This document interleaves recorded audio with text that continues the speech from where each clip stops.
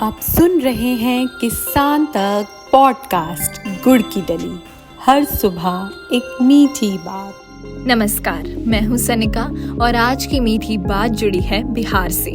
बिहार सरकार ने राज्य के सभी 534 ब्लॉकों में आधुनिक सब्जी केंद्र बनाने की योजना की घोषणा की है।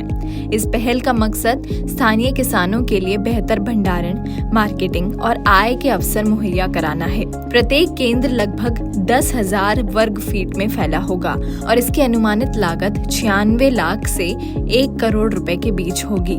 अधिकारियों के मुताबिक ये परियोजना अगले 2 सालों के भीतर पूरी की जाएगी। इन केंद्रों में हाईटेक सुविधाएं उपलब्ध होंगी, जिनमें 10 टन क्षमता वाले कोल्ड स्टोरेज यूनिट, 20 टन क्षमता वाले गोदाम, संग्रह केंद्र और सब्जियों की छटाई और पैकिंग के लिए खास तरह के शेड शामिल होंगे। कृषि विभाग इस परियोजना के लिए जरूरी जमीन उपलब्ध कराएगा, जबकि सहकारिता विभाग निर्माण और ऑपरेशन की जिम्मेदारी संभालेगा। एक मीडिया रिपोर्ट में बताया गया है कि ब्लॉक स्तर के इस मॉडल के बाद सभी पंचायतों में भी इसी तरह के केंद्र बनाने की योजना है। इस बारे में विभागीय प्रस्ताव तैयार किया गया है, जिसे जल्द ही राज्य कैबिनेट में समीक्षा के लिए पेश किया जाएगा।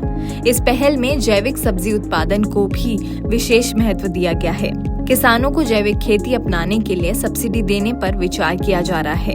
बिहार ने पहले ही अंतर्राष्ट्रीय बाजारों में कदम रखा है। अधिकारी उम्मीद करते हैं कि नई सुविधाओं से न केवल भंडारण बेहतर होगा और फसल के बाद होने वाले नुकसान में कमी आएगी, बल्कि किसानों को घरेलू और विदेशी बाजारों तक बेहतर पहुंच भी मिलेगी। बिहार सरकार किसानों की मदद के लिए बागवानी योजना भी चला रही है, जिसमें सब्जी और फलों की खेती के लिए सब्सिडी देने का प्रावधान है। इस योजना का लाभ लेकर किसान घर के आसपास या छत पर भी बागवानी कर सकते हैं।